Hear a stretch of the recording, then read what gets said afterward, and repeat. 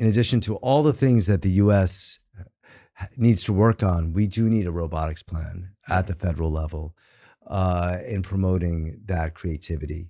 And so if we want, to really bring back manufacturing and, reshoring and onshoring here, and nearshoring, that we really need a robotics plan, and we need to actually make robots here. So I'm really excited that Persana's now here, and Aptronics here, and Agility, and Figures here. But we need to make more of those components here, and we need to really, harness that expertise to get to the next level.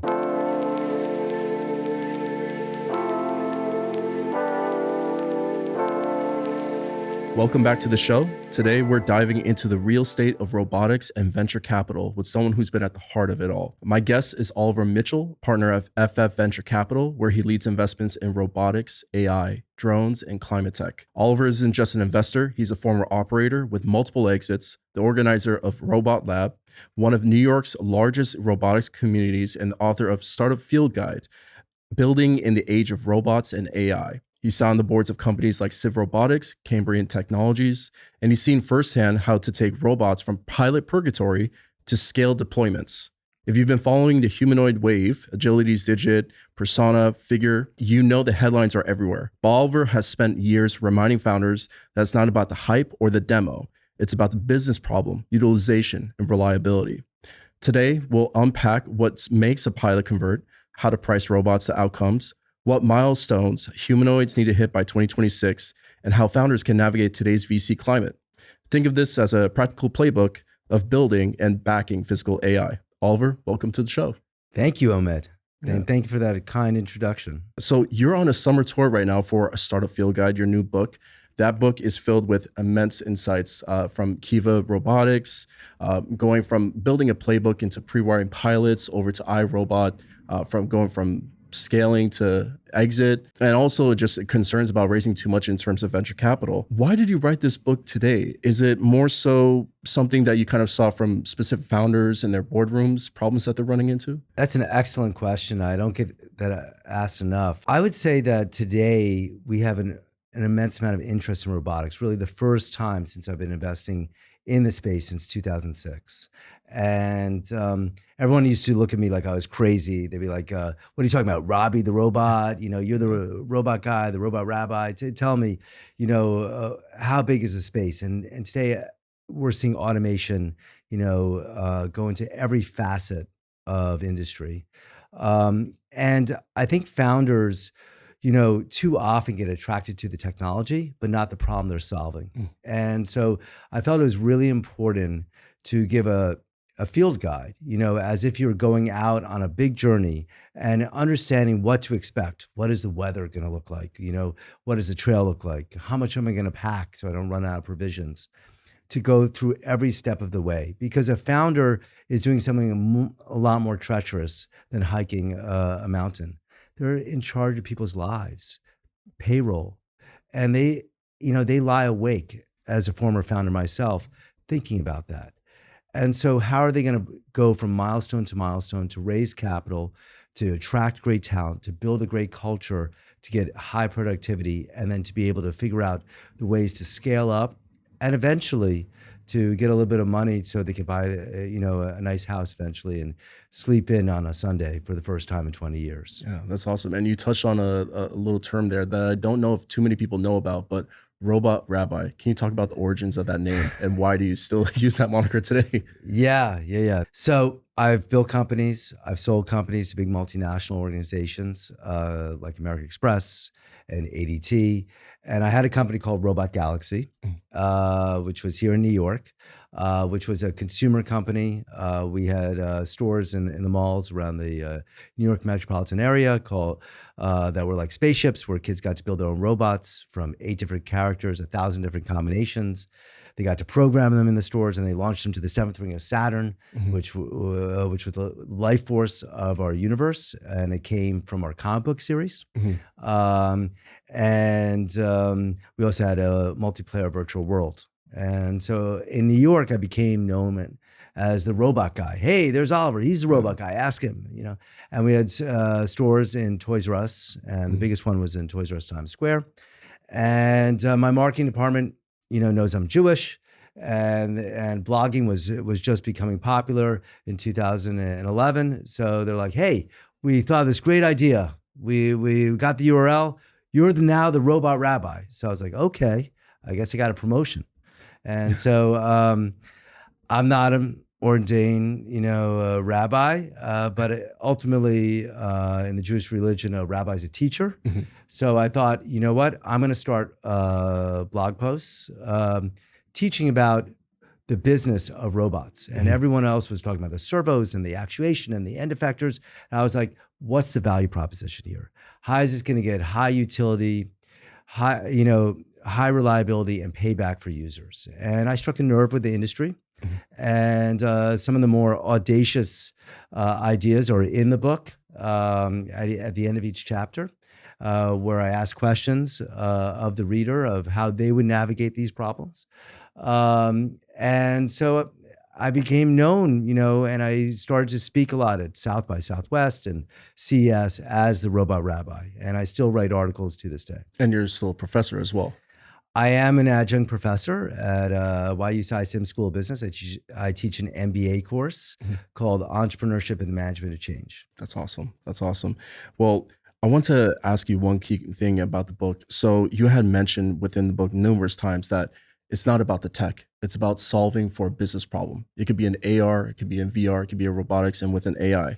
But then you see today that there are some, humanoid startups or humanoid robotics companies that are with limited real-time developments or limited real-time deployments. What's one place you think in the private and public markets that they're overemphasizing and probably underestimating at the moment? For humanoids, or just the general problem of starting with tech and then going into solving problems later? I would say that more so within robotics. So within the robotics space, I think that there is a general debate between, do I build a Swiss Army knife, a general purpose robot, like a Figure, right? You see that Figure is moving sheet metal around BMW in a pilot. It's folding clothes in great, highly produced videos out there. Or do I go and build something where I'm an expert? I'm on the board of Cambrian Robotics, and we're computer vision, and we can do tasks within the automotive space, like wire harnessing. They're highly dexterous, highly manipulative. They require an immense amount of AI to simulate this. So if you're doing a wire harness and the wire gets kinked, it's deterministic and it can finish the job. It doesn't break. And so if we did a general purpose vision platform that could be used in autonomous vehicles, that could be used in logistics, that could be used in manufacturing, it would not be as proficient. The efficacy would not be as good as we are. And so I think, going to the humanoid space, there are, now there's lots of humanoids out there, right? And there's a number of them backed by the Chinese government, like Unitree, and the Chinese government is actually the biggest investor. South Korea is a big, purchaser of robots.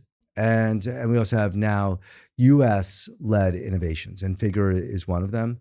Aptronic just raised, and then you have Digit, Agility Robotics, and I'm actually an advisor, in full disclosure, to Persona AI, and Nick Radford, who's in the book, headed up the humanoid robotics lab for NASA for 12 years.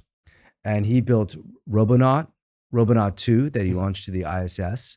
And actually in the book, you have a picture of Robonaut 2 being launched on a rocket with Robonaut 1 waving. Oh, really? Wow. Yeah, it's a great picture. And then also Valkyrie. And so actually the NASA robot, which was not built as a general purpose robot, but built to assist astronauts on the ISS, has the most dexterous fingers and hand out there that could turn switches and knobs. And when Persona launched, they actually licensed that from NASA and GM. GM was a partner with NASA. And rather than doing what Figure's doing, that general purpose robot, and we're going to figure out who we're going to sell it to later. Yeah. We'll do some sort of design partner pilots out there, but or an Optimus, right? We're going to build to our contracts. And so one of the first contracts that they got was with Hyundai HD. Oh. And Hyundai HD is one of the biggest manufacturers of ships. We're here in Brooklyn. The Brooklyn Navy Yards are not too far from here. Yeah. We used to build a ship a week in New York. And large naval ships, or? Yeah, it was during World War II, and it was all the way to the 1970s. Sometimes it was 2 ships a week. Mm-hmm. It was amazing. How many ships, did we build all of last year in the United States? I'm going to guess like 50, 100? 5. Oh, really? Yeah. And so when the president gets up in front of Congress saying we should bring shipbuilding to America, he's actually speaking about something, he's kind of bombastic, but he's speaking about something that's really important, and that we've lost our edge there. And actually China produced about 300 ships. Would you attribute that to just the cost of goods, a labor shortage? It's that we lost that skill set. Mm-hmm. And starting in the 1970s and all the way to the present day, we started to outsource a lot of manufacturing and offshoring. And that with profits, the American labor is costly compared to in China. And so losing the skill set, losing the labor, getting outbid, and then also having a succession issue of people entering the workforce are not going into shipbuilding, right? So, there's a democratization out there of retail, and someone said, you know what? I want to sell belts on Etsy and live in Montana, and I can make as much as my grandfather did in the Brooklyn Navy Yards and shipbuilding. So the person's going to do that. And so Persona is actually has a contract for shipbuilding with one of the U.S.'s allies, South Korea, for welding. And this is truly backbreaking work. Hyundai cannot hire enough welders. Actually, let me back up. Persona's mission is to do those dangerous jobs that are just too dangerous for human beings. Mm-hmm. And welding hulls is not something on a conveyor belt, moving stuff. These are, huge steel plates that are on a football field type factory floor that someone is hunched over with a welder. So they're not in the best posture. They can only do that so long. They got to climb over all the other plates that they're not welding across the whole floor. And so you need a bipedal motion, you need legs, and you need high skill. And so their first use case is shipbuilding. And so they're acquiring, an immense amount of data right now of human welders out there, and building their own foundational models around welding, and to really get that high efficacy, because welding is not just a dexterous problem, it's also a vision problem, right? You give off a lot of light when you weld. Yeah. And so there's a lot of, challenges out there, and they're solving them. They've already done version 1. And it's really amazing, the team that they put together. And so going back to your question is, within the world of robotics, my preference is become an expert, and then what's adjacent to welding, maybe construction, maybe roughnecking in oil and gas, and so become an expert and then expand from there. You touched on a name there, and I was actually going to ask you about this, but Unitree, which is well known for developing, humanoid robots, lower pricing or lower cost, I should say, prepping for IPO. Then you also have European names like Nura that are also out there in the scene. How can US companies essentially compete at this time? Like, you just see like there's the labor and regulatory arbitrage over here. What makes them defensible? Yeah, it's a great question. Unitree, stands as tall as our mics, maybe a little bit taller. From a dystopian point of view, it's less intimidating, right? Yeah. Sort of like Pepper, which was SoftBank's from Alberon. But it's really, besides sort of doing Bruce Lee theatrics and maybe running around a track in China and doing, great, theater around Mhm. robots. I've not seen it done a problem that humans need to be solved, Mm. especially in this country. Um, and likewise, I think that where we can compete is solving these really big problems. Um, Optimus is set up, because Tesla's an auto manufacturer, they're a consumer products company, to potentially build a robot that can go into the home, and they could finance it through Tesla financing, right? Yeah. Where it potentially could cost, the price of a nanny, you know, uh, and maybe that's a good use case. Mhm. Maybe going into an assisted living facility in a dementia ward is a better use case, you know. So we can really excel in the United States based upon our creativity, and that's where we've always excelled. I used to Robot Galaxy. I used to make toys in China, in Guangdong, and I literally fly there for one day to solve a QC problem on the line, and it was unbelievable manufacturing. And it's very funny. My first factory visit, uh, I thought, flying over there, I remember like watching Channel 13, Crayola factory, and with conveyor belts and the pouring of the crayons and the automated wrappers and everything like that. I get there and it's all done by hand, Yeah. and it's all people, because the cost of people was substantially cheaper than the cost of machines. And so they had great engineering skills and still do, and they have a lot of people that can produce stuff. And now their cost of labor has increased, and with the tariffs as well, so they're investing more into machines and mechanizing more of those factories. And they see it as a national priority in winning the AI race. They have a Yeah. national, 5-year plan. Totalitarian states always have a 5-year plan, right? But where we excel is in our creativity, and I think that the robotics companies here in the U.S. and the Western Europe will be able to harness that creativity to create an engine here to compete on the national stage. In addition, I mentioned in the book, I participated in the robotics roadmap, which is a set of priorities for the United States that is presented to the Science and Technology Committee in Congress. Mhm. It's headed up by Henry Christensen, who I quote in my book. It's been done every 4 years since the Obama administration. I participated in the last one. I think, you know, in adi- you know, in addition to all the things that the U.S. needs to work on, we do need a robotics plan at Yeah. the federal level in promoting that creativity.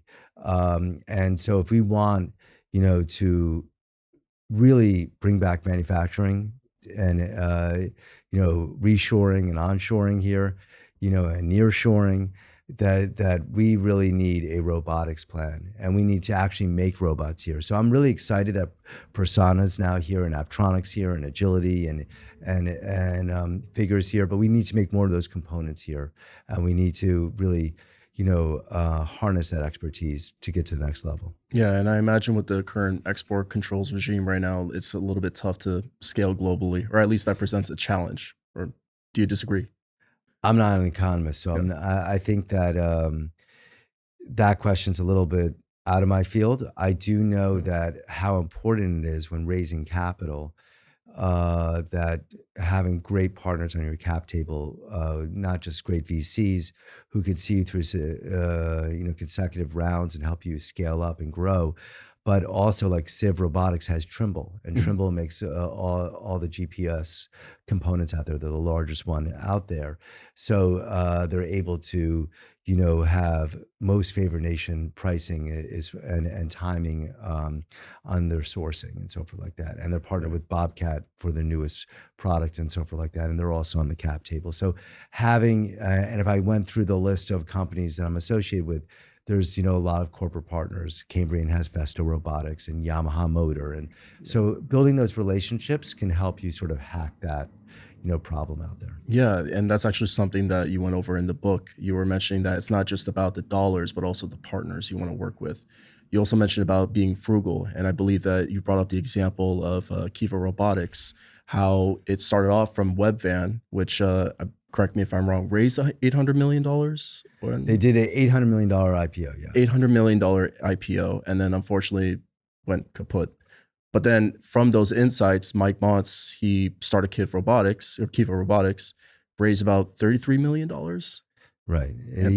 So Webvan and Steve Blank writes about it. I teach Steve Blank's book called The Startup Owner's Manual. I'm a fan of his. He's a good guy. And Webvan is one of the high-profile .com busts out there. Webvan predates Instacart, and it was definitely ahead of its time. But it did two major tragic flaws. One is on the marketing side, it didn't do enough customer discovery to find out what people wanted and how comfortable they were in 1999 and 2000 with ordering from an online grocer. Someone who really figured this out was Tony Hsieh of Zappos. Zappos would deliberately send you the wrong size shoe that you ordered. Do you know why? No. So you would realize how great their customer service was. Because people were apprehensive about ordering shoes. They're like, hey, I need to go to my shoe store. I need to, check it out in that like little mirror that's down by my feet. See if it's the right size, see if it's the right fit. And so people were apprehensive. And so they deliberately sent you the wrong size shoe. So you'd be like, hey, I got the wrong size shoe. I'm a 9 out of 10. And they'd be like, no problem. We'll send it off to you tomorrow. Interesting. And so people realized how easy it was to order from Zappos and their anxiety was alleviated that way. The second thing that Webvan, did that Mick really touched on is that they built these amazing distribution centers, beautiful, ahead of having customers. And so I'm very much so, a fan of the lean startup approach, so, and Mick is quoted, and his partner, Rafael Andrea, who I interview in the book as well, said that they were basically taping $20 to every package that went out the door. They were losing that much money. Wow. And the reason being is they did these big distribution centers without figuring out, what the problem they were solving internally in the logistics, because Webvan was the first one to open up a full carton. If you think about it, back then, a carton of ragu tomato sauce, went directly to a supermarket, and they were the first ones to open the carton and put it on the shelves. But with Webvan, you were not ordering, 8, jars of tomato sauce. You were ordering 1 and a box of pasta. So you needed to open up 2 cartons and repack them into another box that you were shipping out the door. Yeah. And so Mick, when he was an engineer of logistics, the distribution centers there, he would, interview his vendors and be like, hey, listen, you have the slide here, the chute. Can I put a glass jar of tomato sauce down the chute? And be like, no, because then it would break and you'd have glass and tomato sauce all over the place and the machine wouldn't work. You'd be like, okay. Hey, tell me, you have this slide over here and I have a bag of rice, can it catch that and put it on the conveyor? They're like, no, because bag of rice is soft. There's no way for it to grip it. And so he realized after Webvan went bust, and he left shortly before that. And he was not saying, I want to be a robotics company. Yeah. He's like, I want to solve this big logistical challenge, because you have all these e-commerce companies coming up and no one knows how to do distribution really well.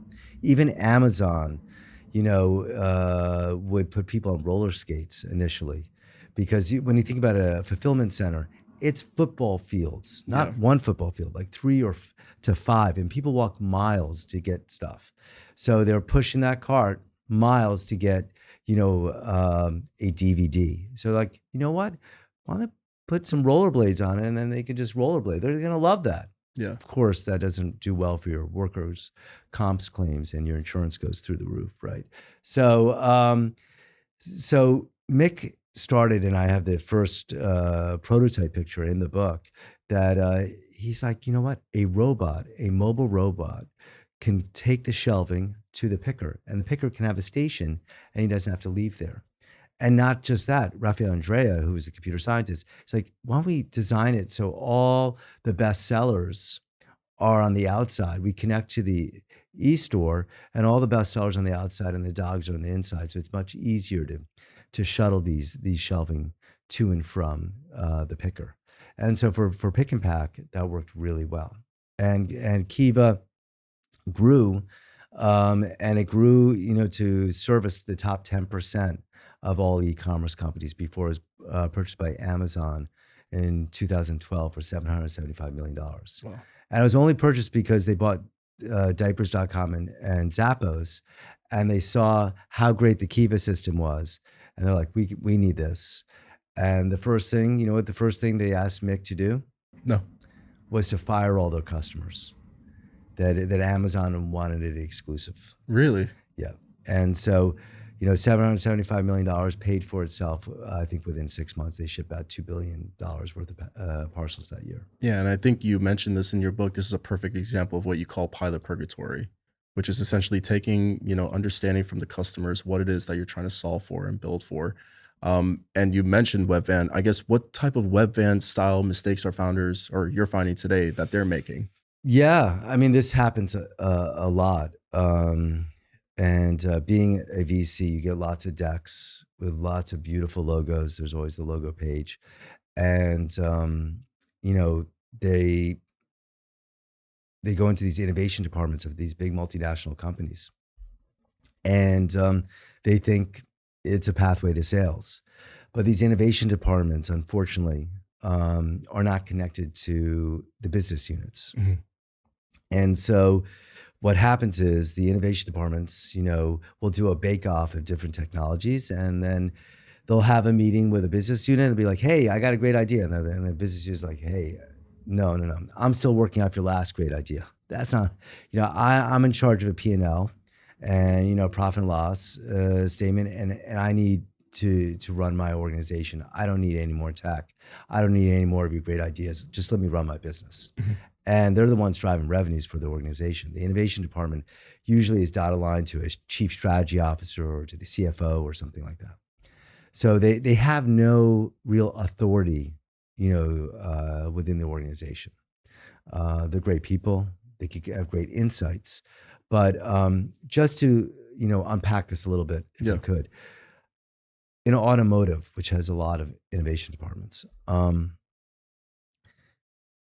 if they're going to use a technology, you have to first do a feasibility study, right? And then you got to do have a unit on a line within a model factory.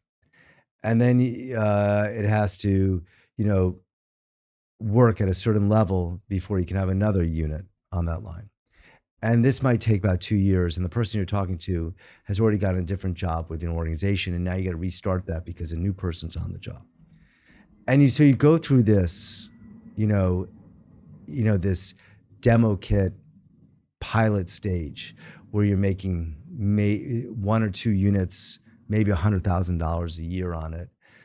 And you're saying to your investors, well, this could scale up to being like, $10 million, but you haven't been in an actual real factory. You're in their factory where they try out new technology, but you're not really scaling up.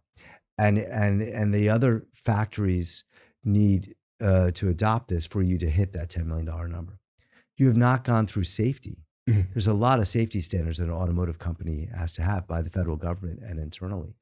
And basically, when you go into an automotive company, there's a binder of technologies that you as an engineer can choose from. You as a new technology, you're not in that binder. You're 10 years away from being in that binder.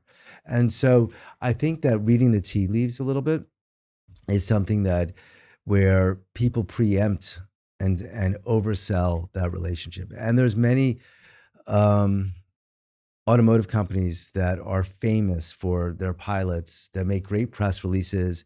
It adds to eye candy for their for the street when they're announcing their earnings. But and some of those humanoid companies Yeah. that I mentioned work with those companies, Yeah. but rarely does it turn into reoccurring revenues, and really does it turn into like a huge opportunity. And the final piece there is, in order to go into these very large companies, often you have to work with an integrator, because you only have one aspect of the technology. You don't have the complete suite. And then integrator might have a 30, 40-year relationship with that purchasing manager.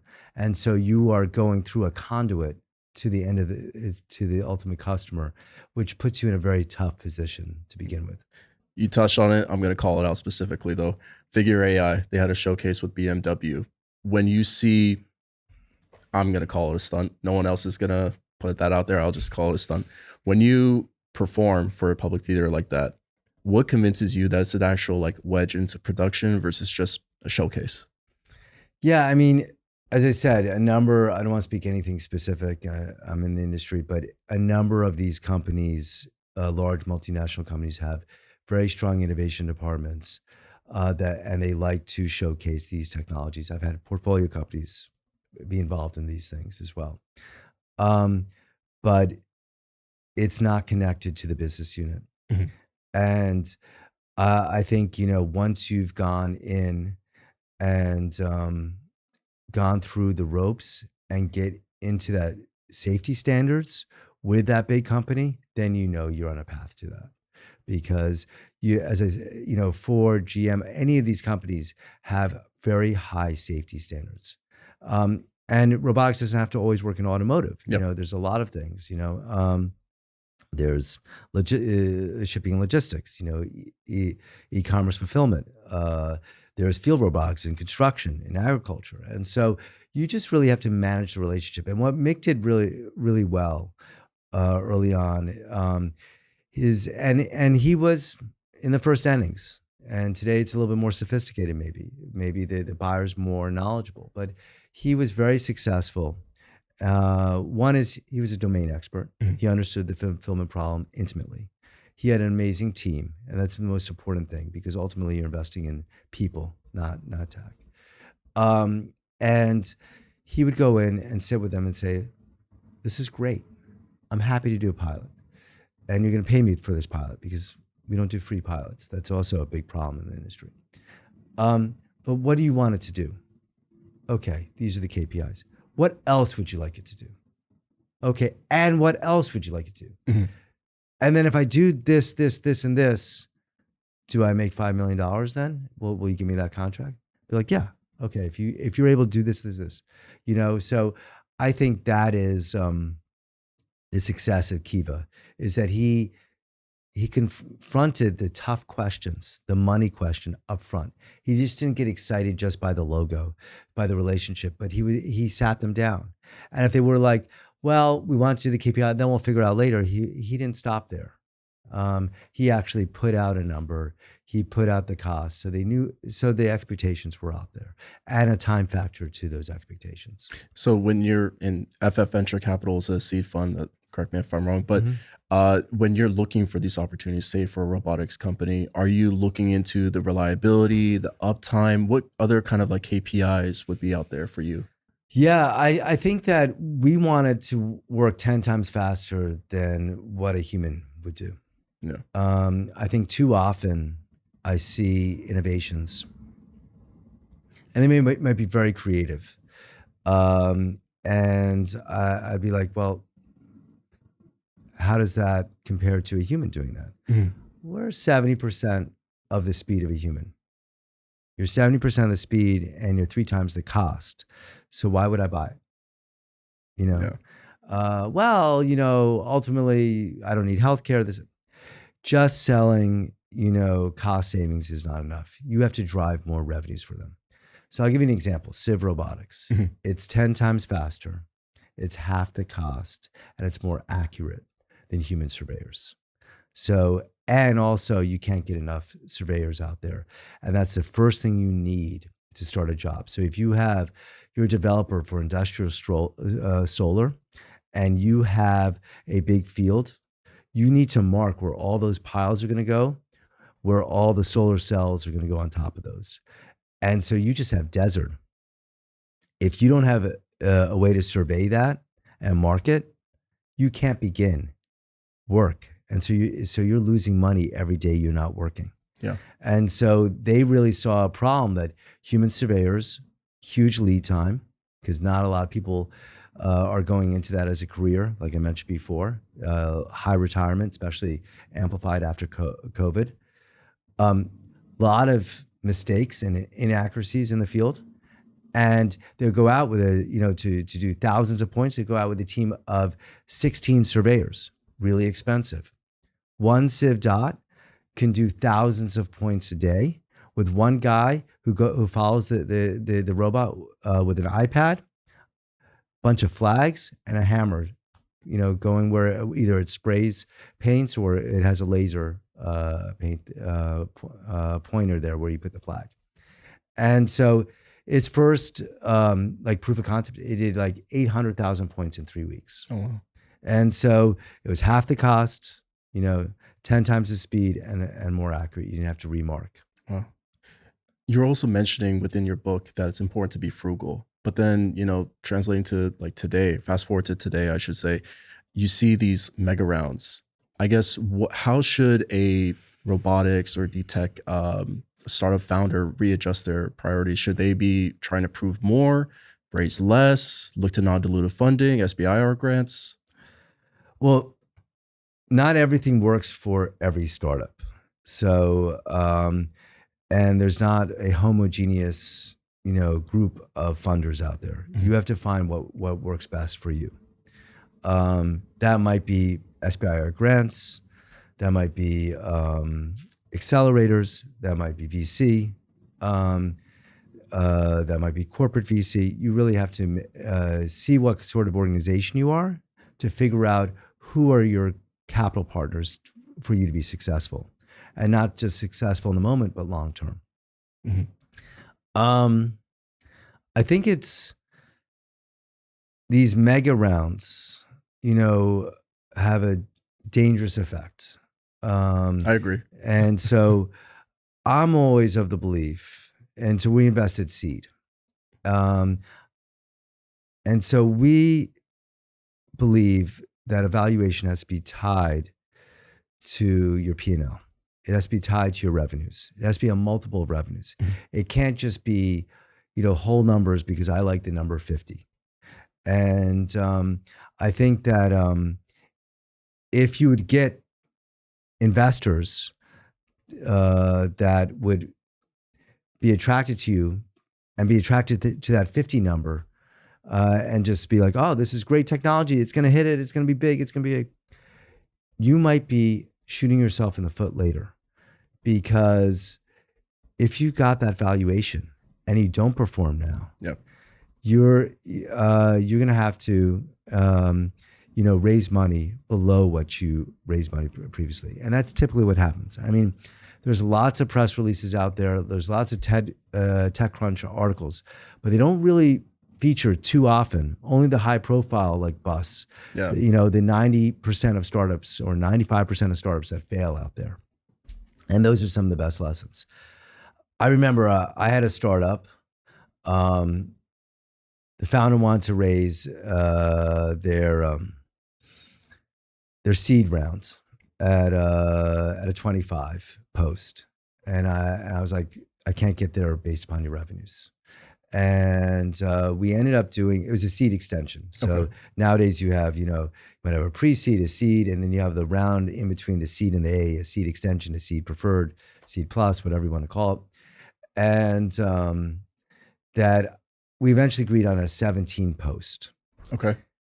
What ended up happening is it got oversubscribed, and he ended up doing a cap safe note at a 20 post, at a 20 cap. Okay. And so he got closer to that 25 number, Yeah. which, and then they ended up raising an A round at a 35 post, and they're very successful. And they were just, featured on TV and on Business Show and everything like that. I met with a company at a trade show shortly after this round that was raised their last round pre-May 2021. Pre-May 2021, things were very frothy. Yep. And at a 50 post. And they had the same amount of revenues as the company at 17 post. That company is ended up doing an exit. They were acquired, but it was nowhere at the multiple. It was just an acquisition and sort of a dignity exit, if you would. And so they were not able to raise their next round because their valuation previously was just too high, and they just didn't have the revenues. And it was great tech, great founders. It just didn't, they just shot themselves in the foot. And what I talk about, and what a lot of people that I interviewed talked about in the book, in the field guide, is that it's really important to do things right early on. Don't do warrants because it's very tough for those to go away.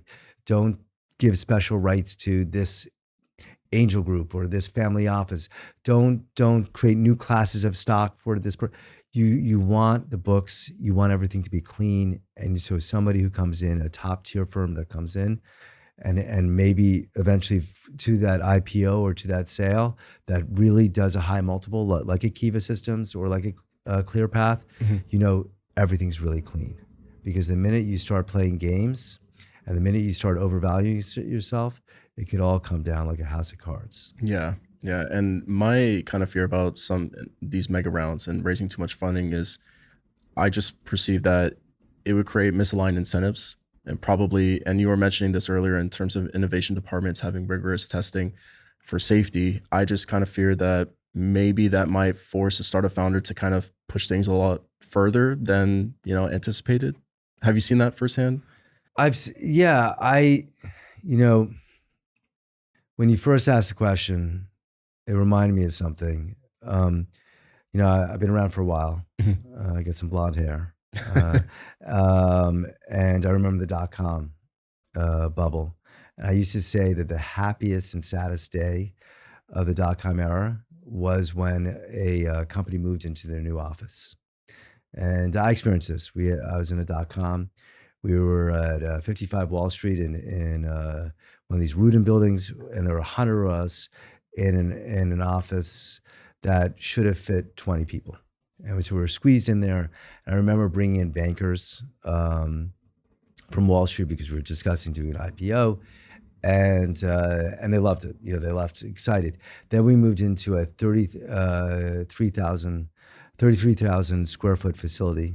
I mean, we had engineers who were bike riding around and skateboarding around. We had the mandatory, kitchen with free food and drink and foosball table and ping pong table. And those same bankers came in and said, "What the F are you guys doing? Like, you guys are just wasting money here." Yeah. And so one of the problems with raising too much capital, and in the dot-com era, this would happen a lot because, and you're seeing this in the AI space right now, is that people who are venture investors, have a certain liquidity horizon. People who are private equity investors have a shorter period of horizon. People who are hedge fund managers, have a much shorter period of liquidity horizon. And that when things get frothy, things get out of whack. Yeah. And so it comes down. And so I think that when people get overvalued and they get too much cash and they go from, being frugal, being scrappy founders to like getting office spaces and over hiring and not hiring, the best, but just hiring a lot. They do quantity over quality. They lose focus. They're not focused on like that one problem that they went out to solve. They're listening to investors. Oh, you got to be in defense. You got to be, you got to be in farming. You got to be in construction. You got to be in shipping logistics. They lose focus. They got too many people to manage. They don't know how to manage that many people. It gets really problematic really fast. Yeah. And so it's getting back to those basics and really figuring out, how is it that I can manage this company? And so like Amazon's a great example. When Amazon grew and Jeff Bezos put in place the 14 leadership principles, and one of the rules, not a leadership principle, was the 2 pizza box rule. You familiar with that? No. And so he was saying that you should never have a meeting bigger than you could feed people with 2 boxes of pizza, because he did not want these layered organizations and this bureaucracy and for them to lose that startup spirit. And even their building, in Seattle is called Day One, because we're just at the day one of the internet. And so that's awesome. And in the book, you go over, you've seen all these successful exits. There's Kiva to Amazon, there's iRobots, IPO. In today's environment, how should the founder be optimizing? Should they be thinking about IPO, or is it more realistic for strategic M&A? Every founder should be building a company that is capable of going public. You should not be thinking about, I want to sell this company in 2 years, because then you're going to build a company that is much smaller than the potential of what it could be. And myself as an investor, I want to help them build and invest in a company that could be $1 billion business. And so Civ Robotics, I see them as the next Caterpillar, the autonomous Caterpillar. And so every company should have that spirit. You mentioned autonomous. I want to kind of shift gears into autonomous vehicles a little bit. So right now, as I see it, there are 3 key players. There's Zoox, there's Waymo, there's Tesla. What is going to make one versus the other the alpha in this market? Will there be an alpha? Will there be a winner takes all? Or is it just going to be a pure play market out there? Yeah. I'm not, good on predicting the future. I'm not. I don't read tarot cards. Well, that would be a good pitch. I would invest in you if that was the case. Yeah. But it's kind of interesting, because we're sitting here in Brooklyn, and I remember in 2021, they said, we're going to have a robotaxis going around the corner and so forth like that. And just this year, we have Waymos driving around Midtown Manhattan with a safety driver without any passengers, just to acquire data. It takes a lot of capital to build a full autonomous vehicle, something that FF wouldn't invest in, because we're about high scalability.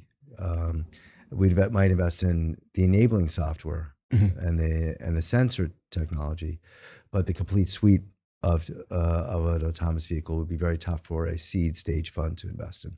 So you really do need a partner, that Waymo has and so forth like that, like GM.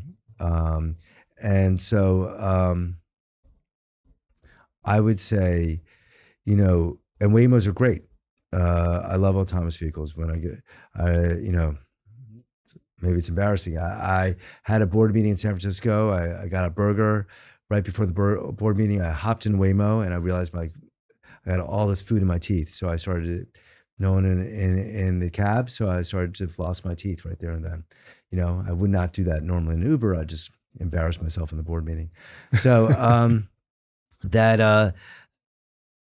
I think it is the future. I think that people got overexcited, overhyped, and we're working through a lot more methodically. The biggest surprise to me is really in the commercial fleet management side, that everyone's focused on the robo-taxis, probably because of Uber and Lyft and seeing how they expanded so quickly and IPO'd and created a whole new definition of transport, right? You Uber, right? Yeah. Versus, Suburb, yeah. Versus taking a subway.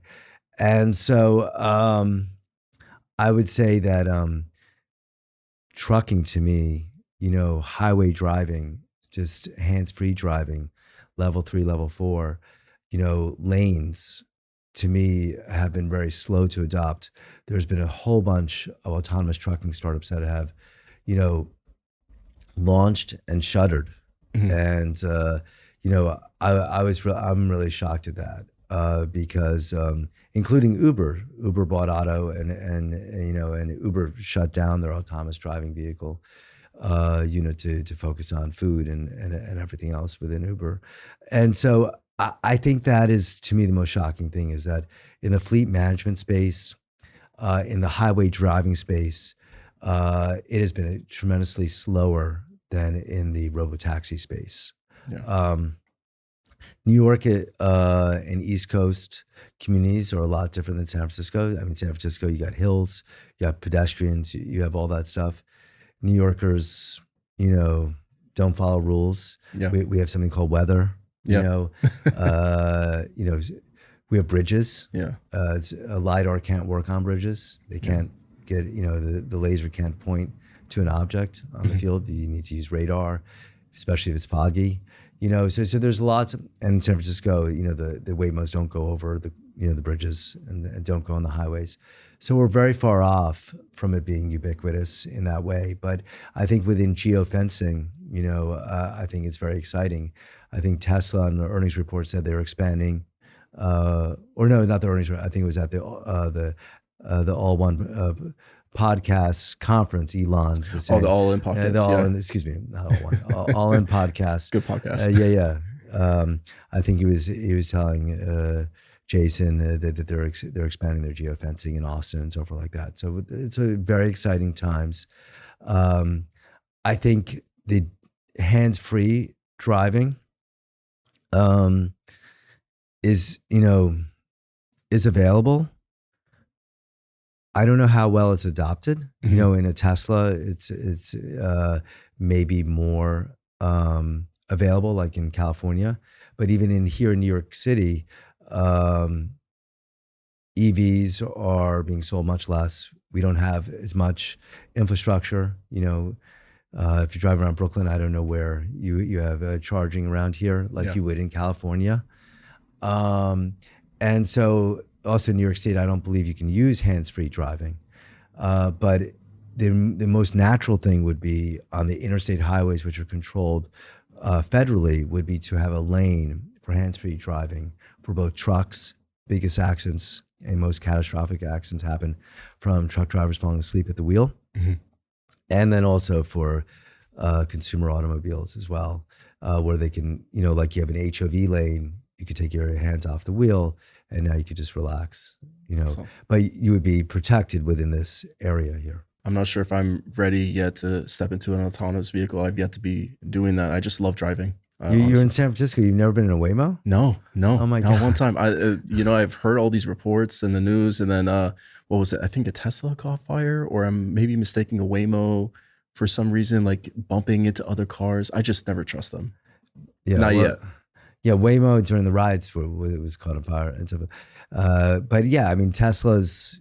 Within an EV, you have a lot of batteries that are the chassis is right underneath the driver. So versus a gas tank, which is usually in the back. Yeah. So when it does have a sort of a catastrophic crash, there's a lot of fires, and there's been a number of Teslas where there's been settlements of with them using the autopilot mode, maybe abusing it, like the famous one in Florida. The guy went to the back seat to watch Harry Potter, and there was. The sun was across the horizon in front of a silver truck, and it could not identify it. Yeah. But Waymo's within San Francisco, I feel safe. I would encourage you to do it. Especially, if anything, just for the pod. Yeah, I think I might try that right after this podcast. I want to ask you about dual use startups. So right now, where do you see that becoming the next thing? We're talking a little bit about, connecting with innovation departments, and, it takes a long time to secure those contracts. I imagine that it's a lot longer with the Department of Defense.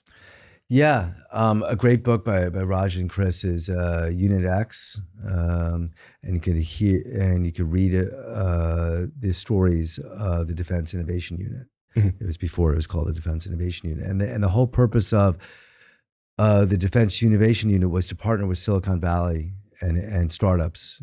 They were based they came out of the Valley. But even startups in New York and Boston and across the country, with the Department of Defense, with government. For many time, Alex Karp, Palantir is now, everyone wants to be the next Palantir. There was a time period when he was shunned out of the building, in the Valley and so forth like that. I think people have a better view of that partnership now than they did in the past. I think there are a number of things that changed. In the intro of that book, Raj, who was an F-16 pilot, said that his F-16 did not have GPS, and he would have to use his mobile device for GPS, on his lap. And can you imagine that? No. I mean, it's like mind-boggling. But the GPS that Lockheed Martin would use would cost billions of dollars and would take decades to put into his F-16, versus the GPS that you use there, is a license agreement, that's pretty inexpensive, for the software provider. And, at most that iPhone that you have in your hands there is like $1,000, $1,500. Yeah. And so, another example from the book, and I'll get to startups because I think the background's important, is that once Unit X was, commenced by Ash Carter, who was then the Secretary of Defense. They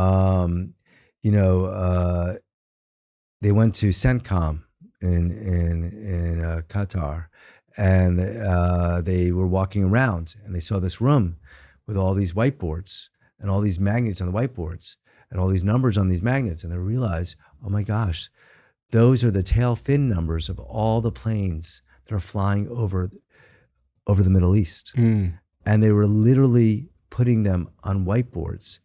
And they had a guy with an Excel spreadsheet reading out, call sign numbers of the planes, guy writing it on the whiteboard, putting it next to another plane with another guy reading, transposing it. And it was just all done, in a most like absurd manner that you could not imagine, that the largest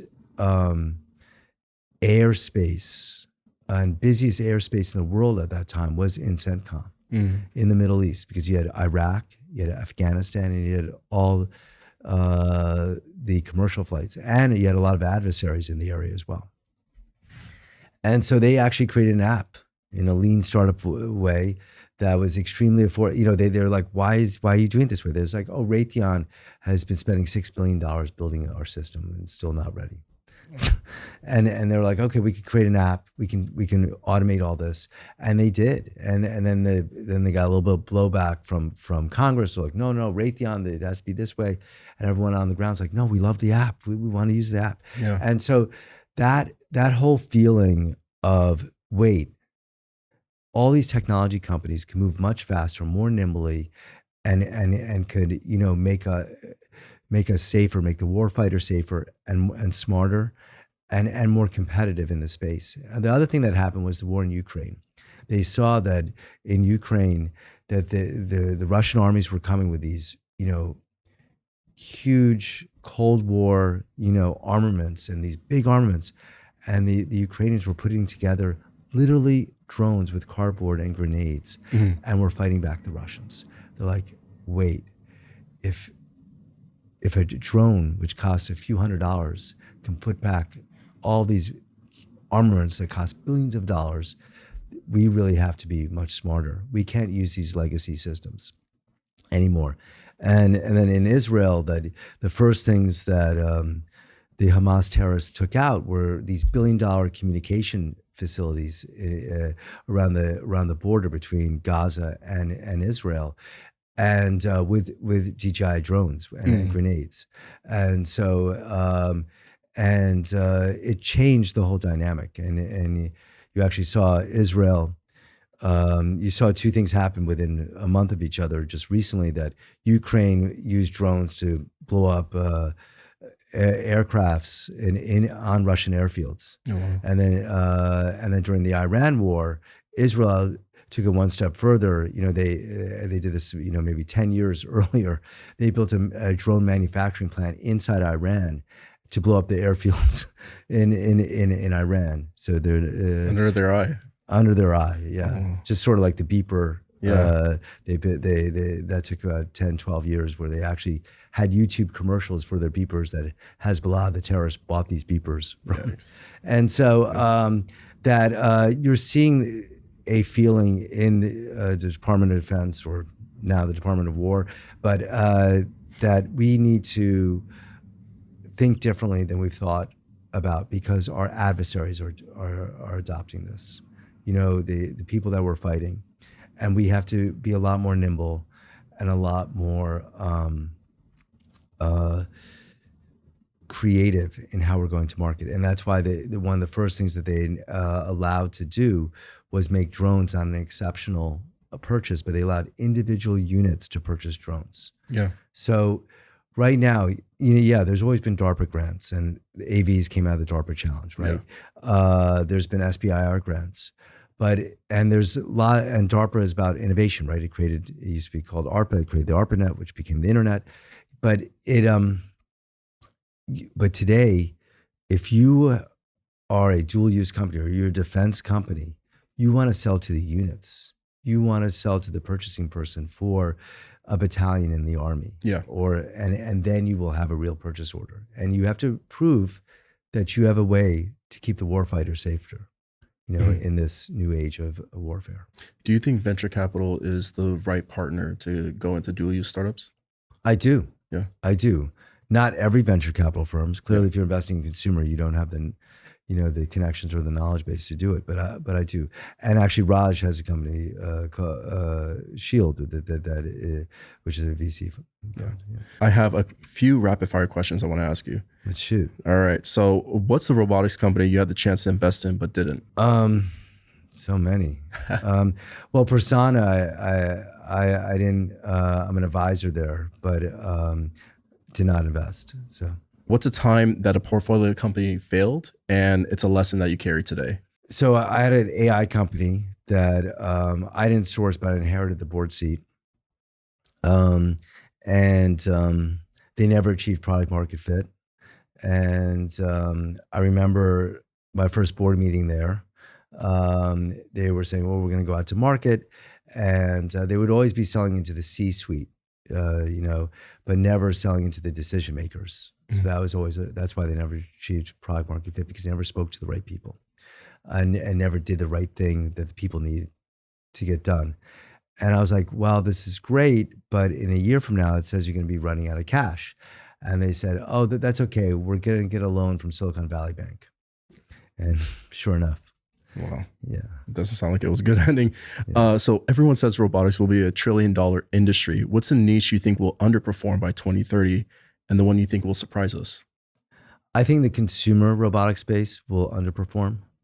Really? I think that it's been talked about for a long time.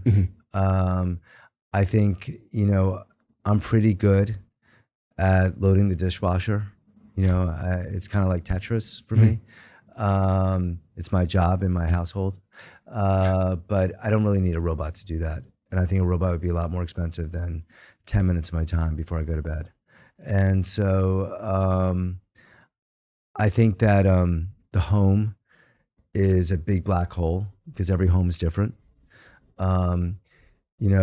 When I have two Roombas. I have one for mopping and one for vacuuming. And I also have a Dyson as well, which is not autonomous. It's just it's a great vacuum cleaner. Little plug for Dyson there. But in order for me to use, say, the Roomba vacuum cleaner in my living room and dining room, I need to lift up all the chairs of my dining room table so it can go underneath the table and put them on the table. It means I got to clean the table first. Mm-hmm. I got to pick up all the toys that are left all around and the books, the little Lego pieces so they don't get sucked up. And basically got to straighten everything up for the vacuum to work. But for me to take that Dyson, I was combining two companies there. Dyson vacuum, I just take it off the wall and I can vacuum around all that. It takes me less time. So while, autonomy is great, humans are pretty dexterous and we're pretty quick to do something. So the jobs where I think will overperform are those jobs that are just, dull, dirty, and dangerous. Yeah. And so I think that in this country, harvesting, of fruit and berries. While a lot of the automation has been in the grain and corn space, it's a lot bigger market than the fruit and orchard space. I think that will be huge. I think construction. I think that where these jobs are just too dangerous and just too taxing on the body. Like to build a new mall, you got to put all these screws in the ceiling. That does amazing work on your shoulder and your rotator cuff. We're going to need a surgery in a couple of years. Oliver, thank you so much for your time today. Really appreciate it. A startup field guide, building in the age of robotics and AI. Please let people know where they can get your book at. You can buy it on Amazon. Yeah. I also gave you a code where people can get 20% off if they buy directly from my publisher. Yeah. Rutledge Press is not Amazon. They don't ship overnight. They take a couple weeks to ship. They're British. But if you want it right away, just type in a startup field guide in the age of robots and AI, and you could get it the next day. And how can founders get a hold of you? LinkedIn is usually the best way. Unless you're like selling me, a new debt financing from North Korea, I'm pretty good at responding. Awesome. Well, thank you so much. Really appreciate it. Yeah, thank you. Thank you.